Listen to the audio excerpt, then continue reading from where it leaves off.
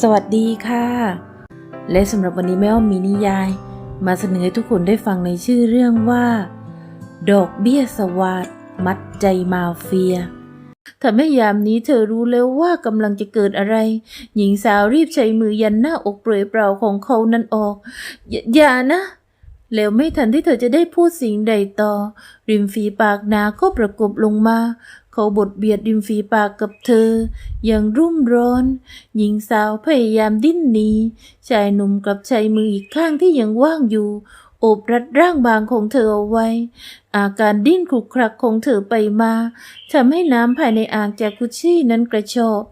บริเวณโดยรอบนั้นเปียกปอนชายหนุ่มไม่ได้สนใจอะไรอีกเขาฟ้อนเฟ้นร่างงามของเธอก่อนที่อาจจะยกตัวขึ้นสูงเขาทาบทับบนลำตัวของหญิงสาวก่อนที่จะใช้มือดึงถึงเสื้อผ้าของเธอออกจนเผยให้เห็นร่างเปลือยเปล่าปฐุมคู่งามทำให้เขาถึงกับอึ้งไป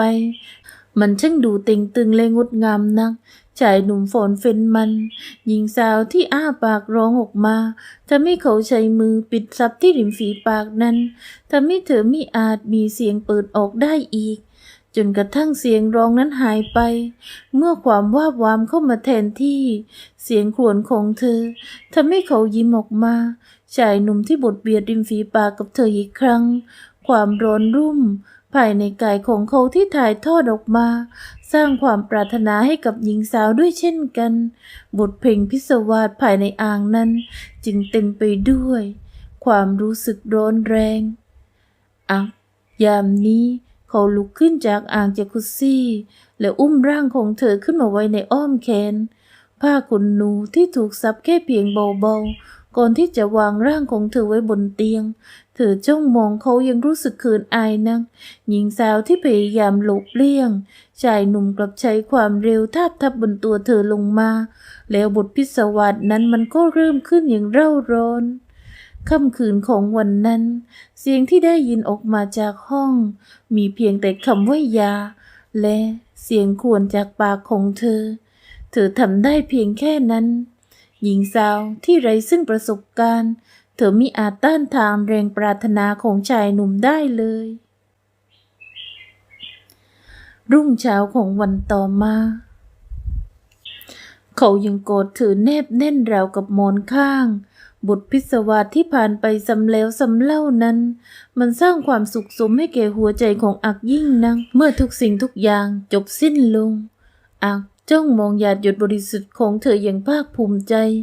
เขาหอมไปที่หน้าผากนวลนั้นขอบคุณนะสำหรับสิ่งดีๆที่เธอให้กับฉันขอบคุณที่เธออุตส่าห์เก็บรักษามันไว้จนถึงวันนี้ปล่อยเถอะค่ะฉันอยากจะพักผ่อนแล้วปล่อยก็ได้แต่ต้องให้ฉันกอดนะคำพูดนั้นที่เขาเอ่ยออกมาทำให้ใบหน้าของหญิงสาวแดงกล่ำทีเดียวหญิงสาวพลิกกายไปด้านข้างมือหนาของอัดสอดเข้ามากอดเอวเธอเอาไว้ตอนนี้เธอตกเป็นดอกเบี้ยสวาทของเขาแล้วจริงๆในตอนแรกเธอคิดที่จะหาทางหนีไว้มากมายถึงขนาดวางแผนที่จะทำร้ายเขาในค่ำคืนนั้นแต่ตอนนี้เธอกลับแพ้เขาง่ายๆเพียงแค่เพราะเขามอบความรันจวนหญิงสาวถึงกับน้ำตาไหลด้วยความคับแค้นใจก่อนที่มือใหญ่ของเขาจะกระชับเอวเธอให้แนบชิดยิ่งขึ้นแล้วดึงรั้งเธอเข้าไปแนบอกหญิงสาวได้แต่จำยอมให้มันเป็นอยู่เช่นนั้นเวลาที่ผ่านไปถึง3 วันในที่สุดเช้าของวันนั้นเธอก็ดึงมือของเขาออกจากการเกาะกุมปล่อยเถอะค่ะเช้าแล้วเสียงนั่นของเธอทำให้เขาถึงกับครางฮือออกมานี่มันจะเพิ่ง6 โมงเองจะรีบไปไหนอย่างนั้นเหรอเขาเอ่ยถามรัศาเงยหน้าขึ้นมองนาฬิกาค่ะ6 โมงเช้าแล้วรัศาก็ต้องไปทำงานด้วยวันนี้ครบวันลาของรัศาแล้วนะคะรัศาจะต้องไปปิดยอดที่บริษัท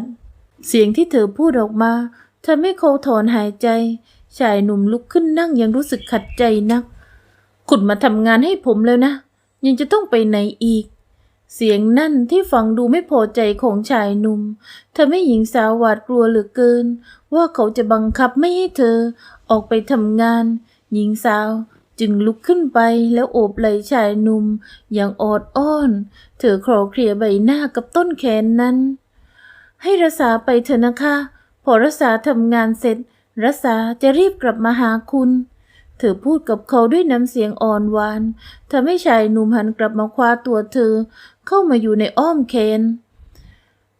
ก่อนที่เธอจะทิ้งตัวลงนอนบนเตียงเขาจึงกระโจนขึ้นมาทาบทับเธออยากจะไปจริงๆนะเหรอมีใครรออยู่ที่นั่นหรือเปล่าเธอยิ้มอ่อนหวานแววตาของเธอแสนอดอ้อนนักเปล่านี่คะรัษาไม่มีใครหรอกรัษาก็มีคุณแล้วไงอีกอย่างคุณก็เห็นว่ารัษายกมันให้กับคุณคำพูดนั้นของเธอทำให้เขายิ้มออกมาท่าทางอดอ้อนเหมือนนางแมวของเธอทำให้ชายหนุ่มเพลอไพรเขาค่อยๆจูบซับบนเดี่ยวปากอวบอิ่มนั้น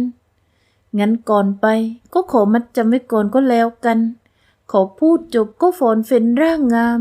หญิงสาวได้แต่สันสะท้านอยู่ในอ้อมแขนนั้นในที่สุดเธอก็จำยอมให้เขามีความสุขอีกครั้งก่อนที่หญิงสาวจะดีดตัวลุกขึ้นจากเตียงว้าย7 โมงเช้าแล้วแย่แล้วสายแน่เลยเสียงเธอที่รีบกระวีกระวาดลุกขึ้นอาบน้ำก่อนที่เก็บข้าวของแล้ววิ่งลงจากห้องของเขามันทำให้อักถึงกับต้องหัวเราะกับท่าทีที่แสนร้อนรนนั้นไปผมไปส่งเขาพูดจบก็เดินนำเธอออกไปด้านนอกทำให้หญิงสาวถึงกับต้องอึ้งไปชายหนุ่มยิ้มก่อนที่จะเดินผ่านเธอมายังรถสปอร์ตคันใหญ่เขาเปิดประตูให้เธอเข้าไปนั่งรัษามองเขาอย่างช่างใจชายหนุ่มยื่นใบหน้าเข้ามาหาหรือต้องให้ผมอุ้มคุณเข้าไปในรถไม่ต้องหรอกค่ะอายคนเขากลุ่มลูกน้องมาเฟียที่ต่างเพ่งมองผู้เป็นนายต่างหัวเราะคิกคักกันชอบใจอักยามนี้เขาดูเปลี่ยนไปมากช่วงเวลาเพียงไม่กี่วันที่ได้ใช้ชีวิตอยู่ร่วมกับรัษาท่าทางของเขาดูอ่อนโยนลงราวกับเป็นคนละคนทีเดียวชายหนุ่มขับรถมาส่งหญิงสาวจนถึงสำนักงานเมื่อเห็นรัษาเดินเข้าไปภายในสำนักงานของตนเองแล้วเขาก็ตัดสินใจขับรถไปยังบ้านของธันวาเอาไปเสียงนั่นของอักทำให้ธันวายิ้มทันทีเงินปึกใหญ่ที่เขาโยนมาให้ธันวารีบรับมันมาถือเอาไว้ขอบคุณครับนายเขาเอ่ยขึ้นนี่คือค่าจ้างครั้งสุดท้ายของนายนะแล้วต่อไปอย่ามายุ่งกับรัษาอีกเขาเป็นเมียฉันแล้วจำเอาไว้เสียงนั่นทำให้ธันวารีบหยิบเงินที่นายอักโยนมาให้ก่อนที่จะเดินออกไปจากห้องนั้นแท้จริงแล้วเรื่องนี้เป็นเรื่องที่อักและเขาตกลงกันมาตั้งแต่ตอนแรกเรื่องธุรกิจที่ล้มเหลวนั้นมันก็เป็นเรื่องจริงเรื่องที่ธันวาไปหลอกลวงอักนั้นมันก็เป็นเรื่องจริงแต่ทว่าเรื่องของรัษานั้นกลับเป็นเรื่องที่อักวางแผนมาก่อนเพราะนับตั้งแต่ช่วงแรกที่เขามาร่วมหุ้นกับธันวาเขาก็พบว่าธันวามีรูปของน้องสาวอยู่ภายในห้องทำงานหญิงสาวผู้นั้นช่างแสนสวยและงดงามนักอักจึงคอยเฝ้าแอบตามดูเธอมาโดยตลอดจนกระทั่งเมื่อถึงวันที่ธันวาล้มเหลวในชีวิตเขาที่หมดหนทางที่จะจ่ายหนี้เมื่อได้รับรู้ว่าถูกธันวาหลอกลวงทำให้อักแสนโกรธเคืองแต่เมื่อนึกถึงใบหน้าน้องสาวที่แสนสวยงดงามนั้นทำให้เขาตัดสินใจที่จะหาวิธีการเพื่อให้ได้เธอมาอย่างน้อยๆหากจะต้องแลกเงินจำนวนมากกับหญิงสาวผู้นั้นเขาก็ยินดีและตอนนี้เมื่อเขาได้ครอบครองเธอจริงๆอักก็ไม่รู้สึกเสียดายเงินของเขาเลยแม้แต่น้อยทุกเวลาที่ผ่านไปมันช่างแสนคุ้มค่านักเขามอบเงินจำนวนถึง200,000 บาทให้กับธันวาเพื่อให้ธันวาได้ไปตั้งตัวและไม่ต้องมายุ่งเกี่ยวกับคนที่เขารักดังดวงใจนั้นอีกตลอดเวลาที่อยู่ด้วยกันนานถึง3 เดือนอักดูแลหญิงสาวเป็นอย่างดีเขามอบความสุขให้เธอทุกค่ำคืนหญิงสาวเองในตอนแรกก็ยังแข็งขืนอยู่บ้างแต่เมื่อเวลาผ่านไปความรู้สึกโหยหาและปรารถนาของอักมันสร้างความสุขให้กับเธอเป็นอย่างมากเช่นกัน และค่ำคืนนี้เธอก็ปรนนิบัติเขาอย่างแสนรันจวนหญิงสาวช่างแสนอ่อนหวานสิ่งที่เธอทำให้เขาทำให้ชายหนุ่มถึงกับแทบคลั่งตายทีเดียวไฟเสน่หาที่เธอมอบให้ท่าทีของเธอที่เป็นเหมือนนางแมวป่าที่แสนเจนจัดเวทีทำให้คนอย่างเขาที่ไม่เคยเจอใครที่แสนจะช่ำชองแบบนี้มีความสุขจนแทบจะสำลักออกมาทีเดียวบทเพลงพิศวาสที่แสนวาบวามเหล่านั้นที่เธอมอบให้ชายหนุ่มเขาพยายามร้องขอกับเธออีกหลายหนหญิงสาวก็ตอบสนองแต่โดยดีเธอพยายามอย่างเต็มที่ที่จะมอบความสุขครั้งนี้ให้กับเขาอักที่ทิ้งตัวลงนอนใกล้ๆกับหญิงสาวเขาดึงร่างบางของเธอเข้ามาโอบกอดผมรักคุณถ้อยคำหวานหูที่เขากระซิบให้เธอได้ฟังหญิงสาวถึงกับอึ้งไปเธอหันมามองเสี้ยวหน้านั้นที่เต็มไปด้วยรอยยิ้มเขาหลับไหลลงไปแล้วด้วยความเหนื่อยเธอจึงถอนหายใจออกมาฝีเท้าแผ่วเบาของรสาจึงค่อยๆแตะลงข้างเตียงเธอวางเงินจำนวนมากนั้นไว้ข้างกายชายหนุ่ม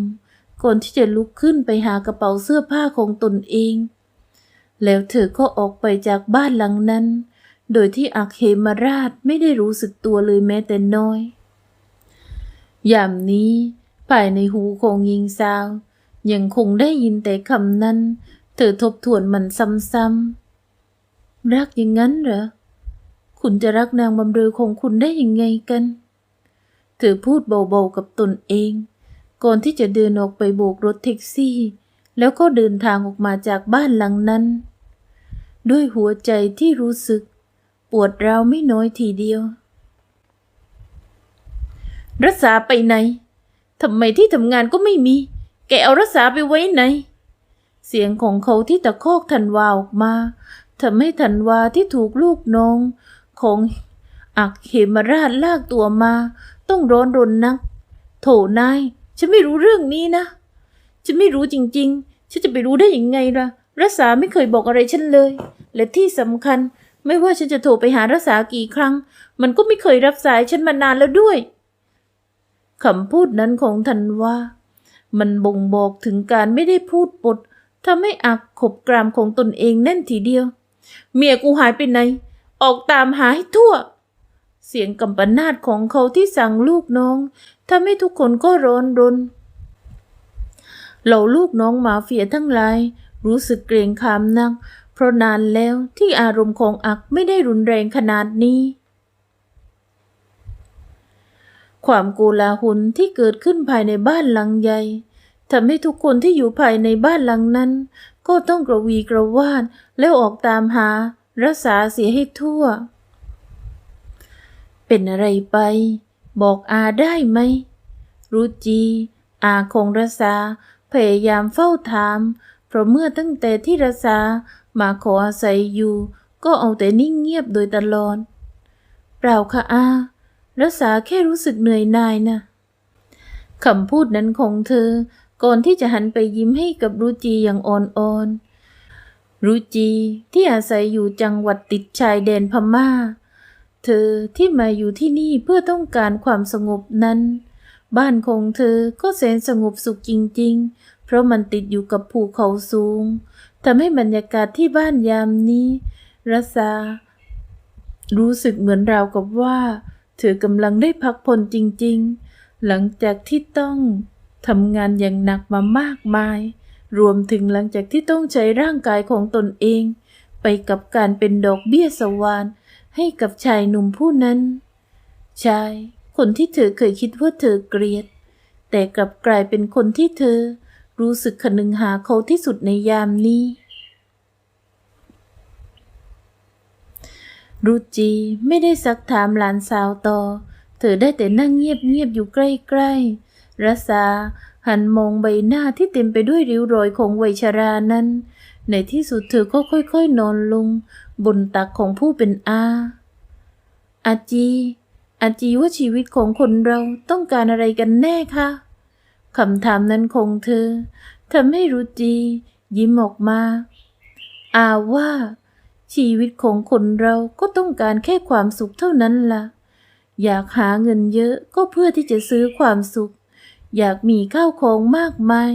ก็เพื่อที่จะมาทำให้ตนเองมีความสุข